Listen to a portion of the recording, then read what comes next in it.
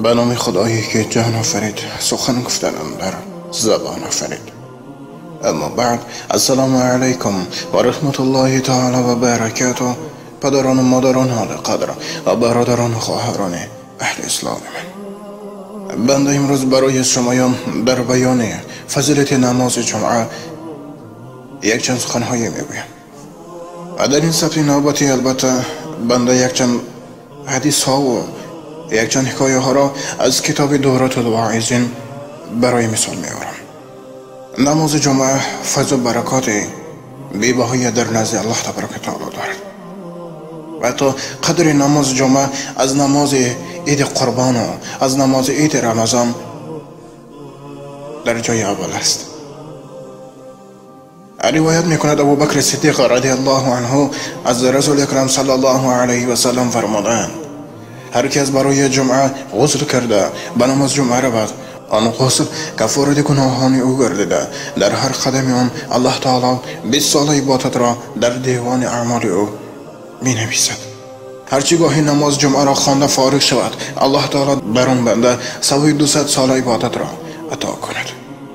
روایت میکنند از رسول اکرم صلی الله علیه و سلم فرمودند که الله تعالی در تحت عرش فرشته خلق کرده است که اون فرشته را 40,000 شاخ باشد، از این شاخ تا شاخ دیگری آن 1000 سال راه باشد. در هر شاخ آن 40,000 صف از فرشتگان باشند که روی اون فرشته ها چون آفتاب و قفای سری آن چون ماه و سینه های آنها همچون ستاره باشد. در هر روز جمعه آن فرشته ها سجده کنند، در وجود گویند که خدایا مغفرت کن هر کسی را که از امتی محمد مصطفی صلی الله علیه و سلم نماز جمعه خوانده باشد. از الله تعالی نداید که ای فرشتگان، شما گواه باشید به درستی که مغفرت کردم هر که نماز جمعه خوانده باشد. در خبر است از رسول اکرم صلی الله علیه و سلم فرمودند: هر که بی عذر نماز جمعه را ترک کند 1 دینار صدقه کند، اگر قادر نباشد 0.5 دینار صدقه کند. هر که 3 جمعه را پی در پی ترک کند، شهادت آن در شرع درست نباشد. و برای مثال برای شما یک قصه کوتاهی درباره فضیلت نماز جمعه نقل می‌نماییم. آوردند که یک مجوسی بود که سالهای دراز آتش پرستی میکرد. روزی دست خود را در آتش دراز کرد، دستی آن سوخت. توفیق الهی یاوری کرد، به خود اندیشه کرد و گفت: عمری است که من آتش میپرستم، باز دستی مرا مثل سایر مردمان میسوزد. به خدای عالمیان ایمان آورم، شاید از آتش جهنم خلاصی بخشد. و این سخنها را گفته با اهل ایال خود در خانقاه مالک الدینار رحمت الله علیه آمده ایمان آورد. مالک الدینار مع مریدان خرسند شده، نامی او را عبدالله نهادند. خواست که از برای نفقه مر ایال آن از مریدانش چیزی جمع کرده به آن نامسلمان دهد.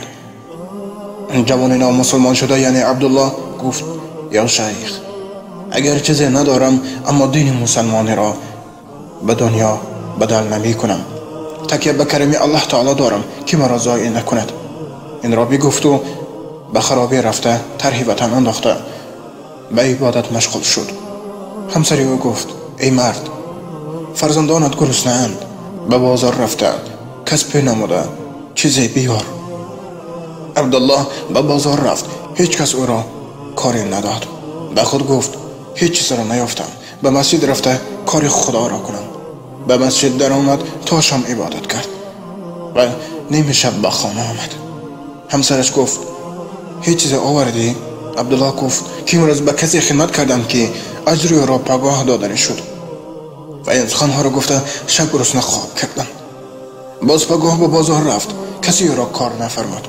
باز تا شب به مسجد در آمد عبادت کرده، باز نیم شب به خانه آمد. و باز به همسر خود گفت: صاحب کار میگوید که پگاه نیز آمده خدمت خوب کنی، مزد کاری تو را میدهم.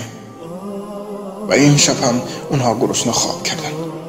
روز دیگر جمعه بود، به بازار رفت، کاری نیافت. به مسجد روانه شد، نماز جمعه را خوانده دست به دعا برداشته گفت: خدایا، به حرمت دین مسلمانی و به حرمت روز جمعه نفقه ایال مرا از غیب برسان و مرا در نزد همسر و فرزندانم شرمنده مگردان. و در همان وقت بعد نماز جمعه شخصی نزد دروازه عبدالله آمده دری او را 3 مراتب زد.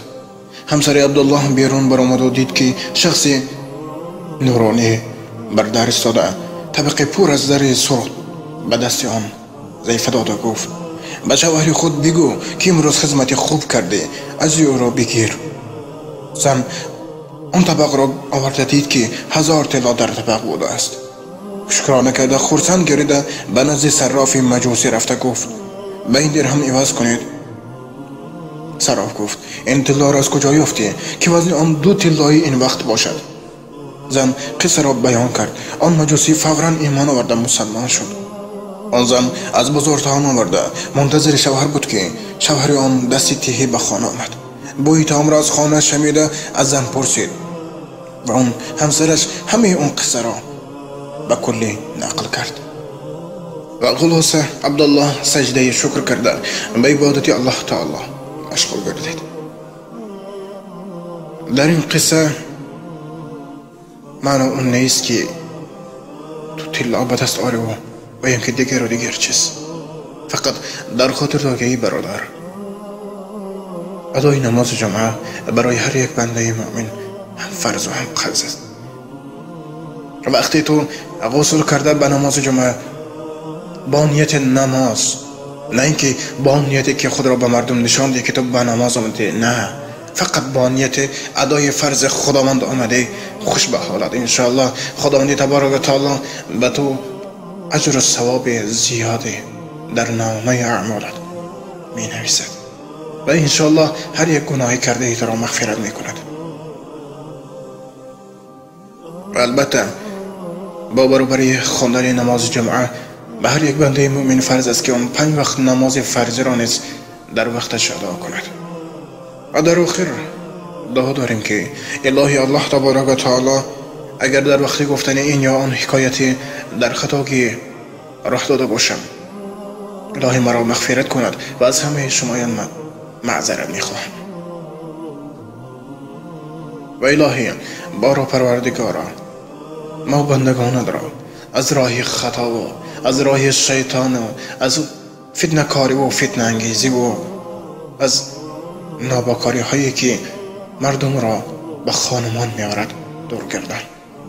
و الهی پدر و مادر، خواهر و برادر، یار و دوستان و کل مردم این دنیا را در پناه خود نگه داشته ما مؤمنان را در صلح و امان در پناه خود نگه دار و در بین کل مردم این دنیا دوستی و برادری و مهر و عاقبت را مستحکم کن. آمین یا رب العالمین. و نآخر دعوانا الحمد لله رب العالمین. السلام علیکم و رحمت الله تعالی و برکاته. با احترام دوست و برادر شما امید رحمت.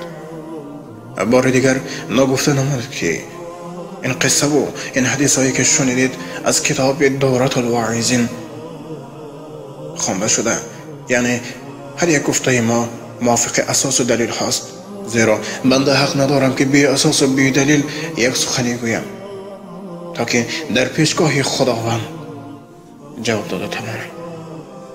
السلام علیکم و رحمت الله و برکاته.